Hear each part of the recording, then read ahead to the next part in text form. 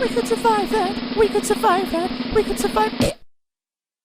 Hello and welcome to We Could Survive That, your survival guide to the movies. I'm Jack, and today I'm joined by a man who is an excellent cook.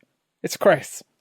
I've just literally told you the reason that we're delayed in starting this podcast is because I burnt food in the kitchen and there was smoke everywhere and I was choking. I had to air out the house. That's why we're late starting the show today, or our recording session. So, am I an excellent cook? I mean, I must be better than a cat, because apparently cats cook in Monster Hunter. That's a thing. It is a thing. I sent you a video of one of the cats cooking in the game. Tell me that steak that it chopped up was not mouth-watering. I was looking at the sword, thinking that's a dangerous-looking weapon. And he's using it to cut up meat. It's a cooking implement, Chris, not a sword. It looks like a bloody sword. You've seen this? It looks like one of those Final Fantasy swords, where that are really long blades with an exaggerated width on them and stuff that are humongous, and they can wield it. A little skinny guy can wield it easily with one or two hands. They look like that, but for a cat. I'd say that those Final Fantasy swords look like Monster Hunter swords. I'm pretty sure Final Fantasy was around before Monster Hunter. You're probably right, but I don't really care much for Final Fantasy. But Monster Hunter, Chris, is a video game franchise that I do like, which is strange because usually you're the video game person, but this is a series that you have no knowledge of. No knowledge of it, no overall interest in playing it either. You don't want to go out and fight a big dragon with a humongous sword, and before you go out on your adventure have a one-eyed cat pirate make you a delicious meal. No, the game sounds difficult. I'd rather just play The Sims. It is a fairly difficult game. I told you before we started that I tried to go back and replay Monster Hunter World, and I couldn't even get out of the little hub area that you have because I lost all muscle memory of the controls and stuff. I can only retain one game's controls in my brain, and once I start a new game, I delete every other game that I've ever played from my brain. So that is upsetting. I can't go back. I can't go back. Or if I do go back, I have to play the tutorial again. And they're boring, Chris. They're boring tutorials. So I ventured out into the world this week, Chris, to watch Monster Hunter from 2020.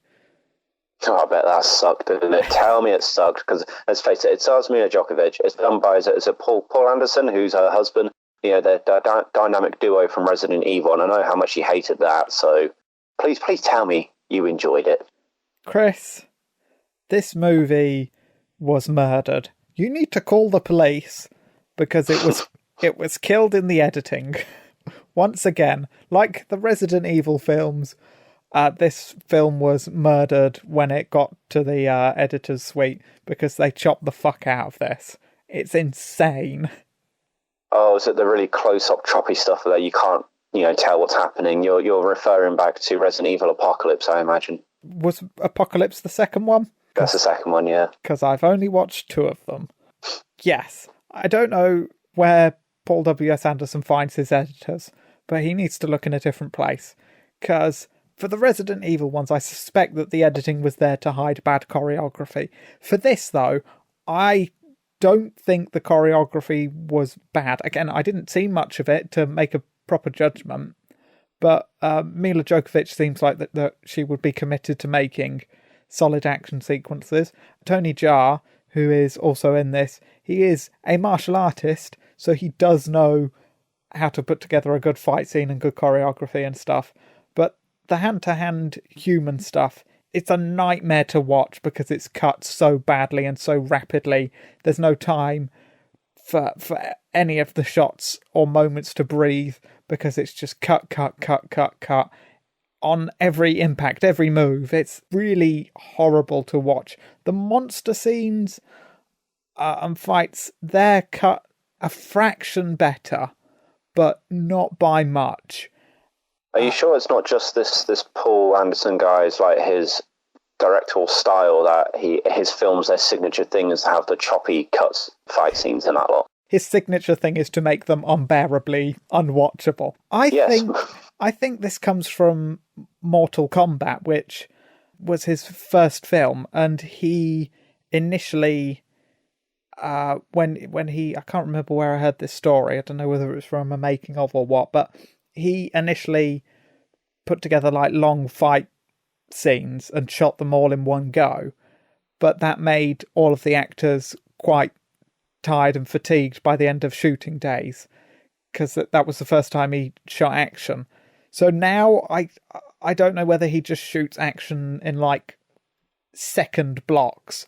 Like, we'll do 1 second of action and then we'll move the camera to somewhere else. Everyone can take a break. Then we'll do another 2 to 3 seconds of action. Everyone takes a break. I don't know whether it's just cut up into small bits like that, or whether he's doing long takes but from multiple angles. I don't know. I don't know what has happened. It hides good choreography, and you have no sense of what is going on. Yeah, what we want is for him to direct a new martial arts movie like Mortal Kombat. It's what I'm hearing you saying, that you want a huge martial arts tournament film for him to direct, bigger than Mortal Kombat. That's all the way through everything, including the non-action sequences, are just his signature choppy style. No, I want him to stay far away from Mortal Kombat, because the Mortal Kombat film that we got this year was pretty good, and keeping Paul W.S. Anderson away from the action scenes is the best thing for it. Look, I don't want to rag too hard on this film, but I feel that I'm going to. It does do some things right. The monsters look good. I mean, there's like only 3 main monsters, and I don't recognise one of them, but I have only played 2 of the games. But so this is a Monster Hunter, movie, but with 3 monsters. Yeah, there's a few more, but there's only like 3 main ones. This film seems like it's got its priorities in the wrong order. I mean, when you started saying the human sort of combat between people, I was thinking, why? It's a Monster Hunter film. Why are they showing people fighting each other? That's not what people, I've not played the games. So when I hear a film called Monster Hunter, and if I want to go see it, I'm expecting the film to be about people hunting monsters throughout the whole film, not choppy fist fighting of other people, only 3 major monsters in it. Yeah, you'd assume so, but for some reason, this film is a portal fantasy. Do you know what I mean by portal fantasy? No.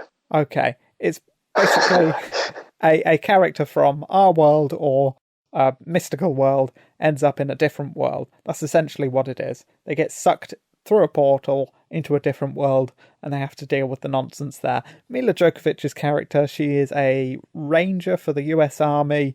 Her squad gets sucked into the Monster Hunter world, and her teammates get killed off by various monsters, and she's left alone, and she has to team up with Tony Jaa's Hunter in order to get back to her home world, essentially. That's it.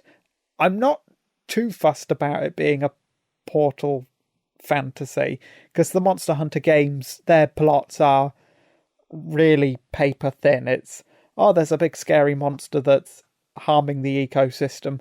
Go out, kill all the monsters, and then kill the big monster. Or we've just discovered a new island. Go to the island and murder everything in the name of research. Yeah, that's what you want. That sounds, Monster Hunter. That sounds fine. Again, with the games, you don't need a big reason to kill the monsters. As if I buy a game called Monster Hunter, I just want to hunt monsters. Exactly. But I'm torn on it. I'm torn on the portal fantasy thing, because you don't need it. I would have much preferred to just have some characters from this world going out and hunting monsters. I mean, Mila Djokovic is the POV character. She's the character that we inhabit, and we're like, oh, what is this? We need this all explaining. But the problem is, she's teamed up with Tony, who doesn't speak the same language, so he can't really tell her the information. But I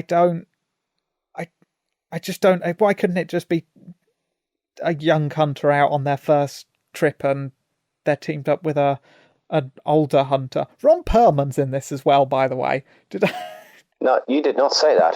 It's nice to see Ron Perlman coming back into cinema, though. Well, yeah. Okay, so the portal fantasy thing I'm torn on. Tony's character, I think, is great. He's really funny. He has zero dialogue in English. Well, he has some. He shouts chocolate a lot. But that's about it. But he's really good, and his physicality's good. I'm sure it would have shone through more if the film was shot better. So what language do they speak then, if they're not speaking in English? I don't know, but you could have just had them speaking English anyway. Ron Perlman's character speaks English, but that's only really to give a big exposition dump before the third act and the action sequences that happen there. I don't understand why the portal fantasy stuff was there. Suppose there are stakes at the end when a monster that can't be defeated using human weapons comes through and starts pulling apart like military planes and jeeps and stuff like that, but I don't... Does that happen, or you just... No, that does happen. Does happen, and does Mila Djokovic follow it through as well afterwards? And she's like, I've learned the way of the monster hunter, hiya, and then she kills it. Sort of, yeah. So the objective of the film is to get to this sky tower, which is a big lightning tower, and there are portals around it. And at the opening of the film, that's how Mila Djokovic and her team end up in the Monster Hunter world. They've got to get to it. They've got to fight a Diablos, which is basically a big horned dragon with the powers of the Tremor films, rides around in the sand and pops up and horns people to death. Okay. It's good stuff. I think it's a black Diablos as well, and they're nasty in the games. If you say so, I'm going to take your word on it. It just sounds like a giant worm with some horns. No. So when it pops out the sand, you just blast it with your weapons. Done. No. It's a big dragon that crawls around under the sand, and it's got massive horns and a big clubbing tail. It's a real prick. But I'm guessing they easily defeat it, or they're rescued by some actual hunters? Because you said human weaponry doesn't work on these monsters, so surely when Mila Djokovic and her team go through the portal and they've got their guns, these guns become useless. Yeah, well, the team initially try to blow it up with explosives and stuff, but that doesn't work.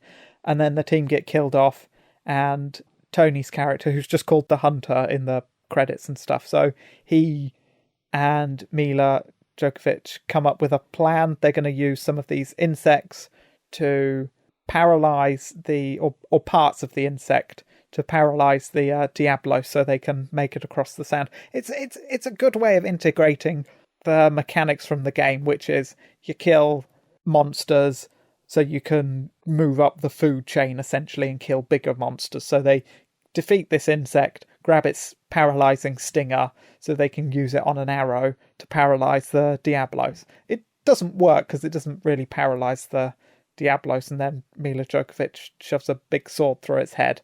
And then they walk up to the mountain, the Sky Tower, and the story plods on from there. It's not a long film, but it kind of feels long. That's the worst. Is it like an hour and a half film that feels like you've been sitting there for a good 2.5 hours instead? Yeah, it's not a drag. It's never boring, just infuriating. In what regards? What the choppy fight scene, the use of the characters not understanding each other, or is it the acting? Maybe. I mean, no. I don't know what Mila Djokovic's acting's been like lately. No, it's not. It is the action, because this film moves. It's mostly action, but because the action is so badly edited together that it makes it, most of the film is choppy. There are some horror-y elements and stuff which are pretty good. It's kind of curtailed by its 12 rating, but you know, it's fine for what it is. I wouldn't recommend anyone go and see this. Okay. So not even big fans of the video games, or like me, someone who's not seen a video game, who do you think would enjoy the film more? I don't think you would. I think you'd enjoy the game. Oh, would you enjoy the game? There's a lot of like micromanaging stuff. Oh yeah, that infuriates me, but I will deal with it. But what I'm saying is having background, knowledge of the video games, would it help me enjoy the film more, or would it make me not enjoy the film as much? I don't know. To answer that question, you would have to see the film, Chris.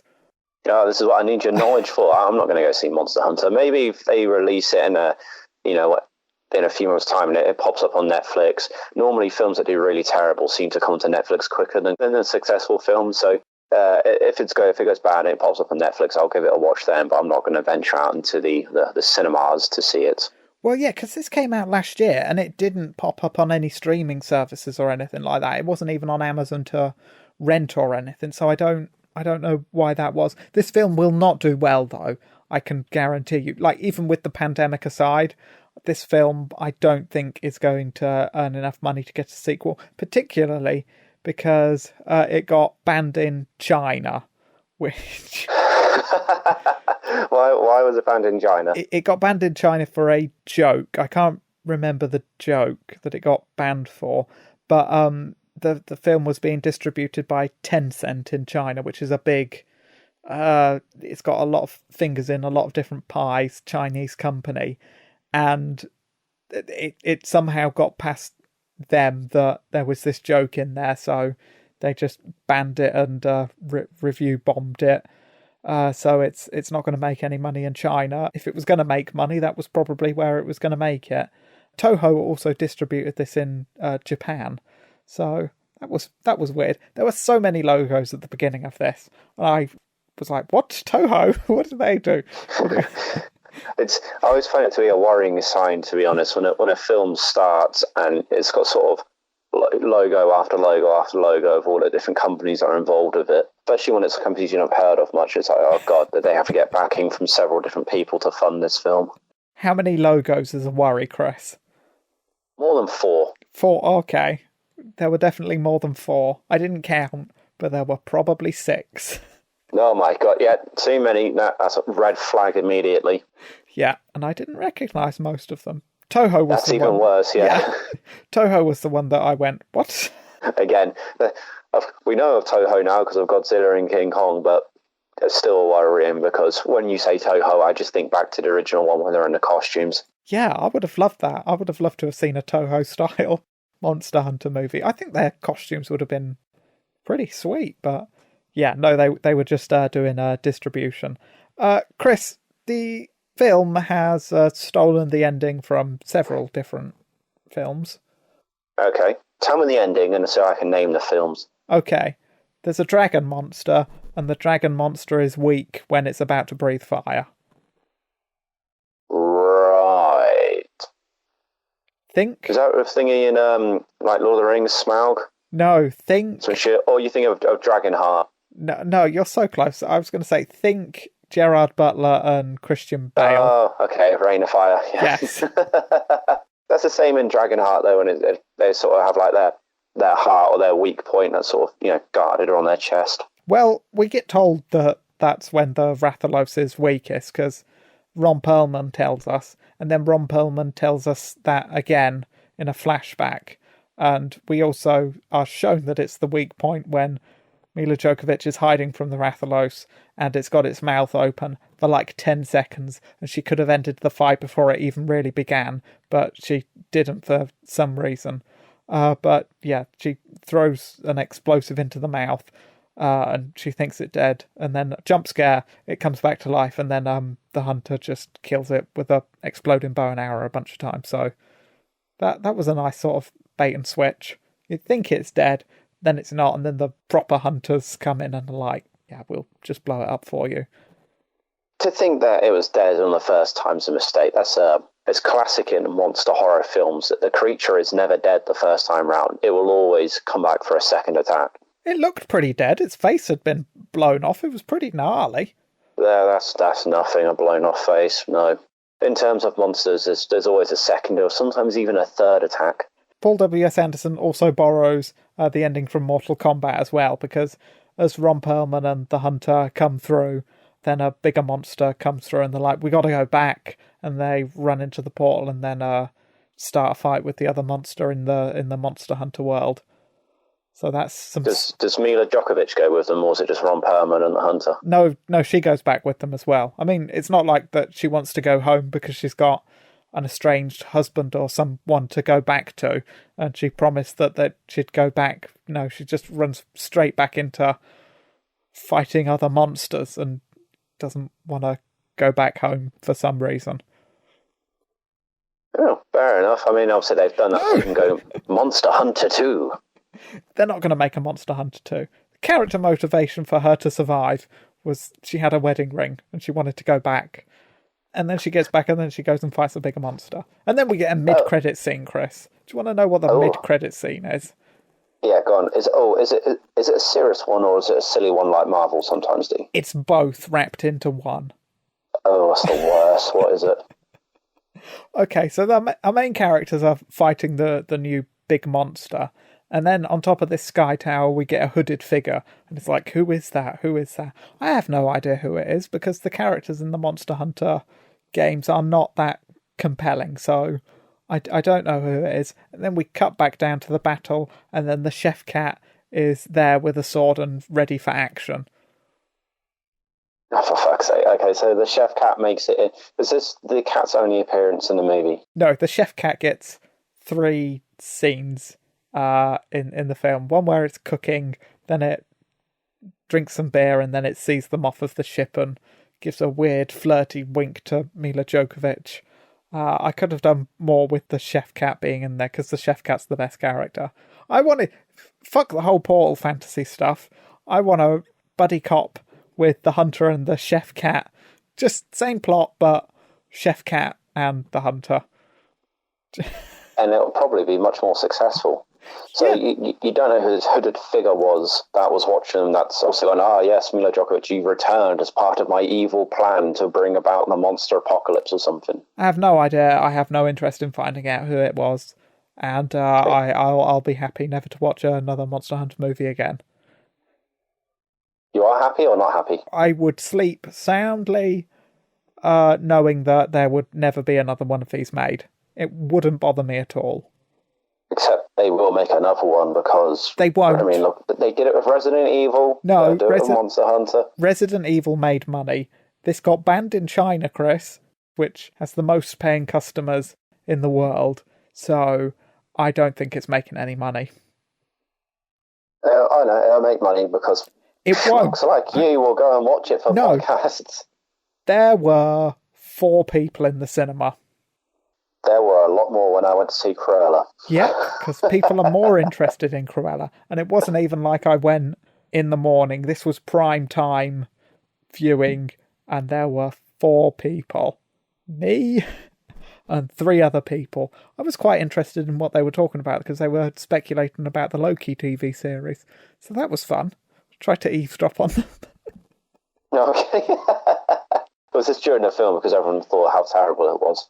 No, this was before, so I didn't butt in and go, well, actually, Loki's blah, blah, blah. I didn't do that. Okay, I see. But overall, you'd give this film a don't watch. Yeah, you don't have to. I mean, you don't have to watch any film, but, you know. That is true. You don't have to watch any film, especially if it's bad. Oh, also, if you're sensitive to light and stuff, flashing lights, definitely don't. There was a scene in this where it was even bordering on too much for me. Was there no warning about that beforehand? Because I've been to cinema once, and there was to see the second Mater in a film, and there's a scene there of vivid flashing lights. And at no prior point did they have any warnings until the film was literally about to start, and then it came up when it went, this film may not be suitable to people with epilepsy, and which is what my girlfriend who was with me at the time, she has. So I was like, oh my God, really? And there's no other warning at all beforehand. So when the scene was happening, I was paranoid all the way throughout, worrying. Luckily, nothing happened, but they should really put some warnings up earlier. I don't look out for warnings like that, but it was very close to me vomiting. Oh my God. Jesus. So no. It was pretty horrific then. No, it was mainly the 3 people in front of me talking about Loki theories that made me want to vomit. No. Well, their theories all rubbish. You're like, that's so wrong. No, you fools. Bullshit. Let me get my Marvel encyclopedia and tell you about Loki. Survival elements, Chris? You've not seen it. You don't know. How would you kill a giant sand-burrowing dragon monster thing? You wouldn't, because you're not manly enough to go into a den of horror insects and peel off one of their stingers and then fire it from a giant arrow into its eyeball. Jesus, I mean, I wouldn't be, a ranger in the US military anyway, so I'd have been sucked in the portal in the first place. That is true. So there you go, then that's how I survive. But other than that, Monster Hunter, you got the big swords, and you're in a Monster Hunter game, so you just got to give yourself over to game mechanics, where you just run, jump, sort of let your body go limp, and you sort of fly through the air, doing several spins, and you chop the monster's head off when it comes out. Well, watch your XP bar fill up when you do it. The Monster Hunter games, they are quite good, but Ron Perlman in this is like the Rathalos. No one's ever managed to kill a Rathalos. They're the deadliest predator in the world. I'm like, no, they're not, because these monsters are all like scaled from 1 star to like 10 stars. A Rathalos is like 4 or 5 stars. The Diablos is more stars than that. That's a higher difficulty, and they start off with that. So I don't know what he's talking about. There's some pretty rad designs in the Monster Hunter game. I'm a little upset that they went with some of the more blander creatures. Well, it's probably easier for them to animate, so they make it cheaper. And maybe the script writers, perhaps they haven't even played the games. They didn't understand the lore enough. That's why they've done stuff like that. But only hardcore, fans of the series like yourself would pick up on inaccurate star ratings. I've played 2 of the games. I am not hardcore. I didn't know there was 2 of the games. I thought it was just 1 game with expansion packs. No, there's a whole bunch. They mostly came out on Nintendo. Monster Hunter World, I think, was the first one that went like cross-platform. But no, there's like a giant fluffy bat dragon. That would have been good. I suppose they're kind of constrained because this does take place in a desert. So they could probably only use desert monsters. Oh, there you go. You're not going to get giant toads or anything in this one, are you? No, I suppose not. There are no giant toads. There's like a giant crocodile blowfish thing. Yeah, it's close enough. It's an amphibian-type creature. It's good. I suppose so. Look, Chris, I don't know what we're doing next week. Probably something. I know exactly what we should do next week. I have a good film. Do you? Because I kind of want to do Fast and Furious 9, but then that's 3 films in a row that you've... films that you're not Fast and Bloody Furious. Yeah, so what do you want to do next week? And then maybe I'll do Fast and Furious. I've recently gained access to Disney Plus. Oh, right. And Disney Plus have obviously got their Star service for their more, non-Disney movies. So you want to do 101 Dalmatians again? But this time you've seen it. Yes, exactly. No, I watched the Jeff Goldblum classic for the first time, The Fly. Ah, The Fly. The remake of the original Fly.